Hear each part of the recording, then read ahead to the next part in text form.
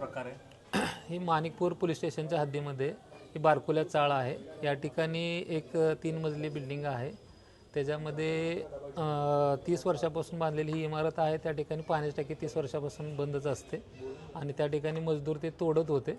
त्यावेळेला वरचा स्लॅब तोडल्यानंतर त्यांच्या खाली लक्षात आलं की एक सापळा आणि कवटी आहे।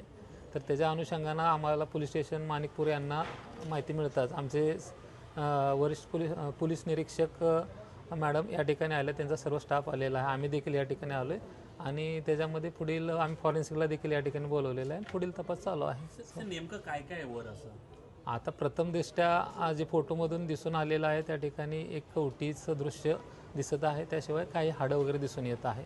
त्याला उजेडामध्ये सर्व पाहणी केल्यानंतर आणि चौकशी केल्यानंतरच सर्व बाबी त्या ठिकाणी उघडकीस येतील।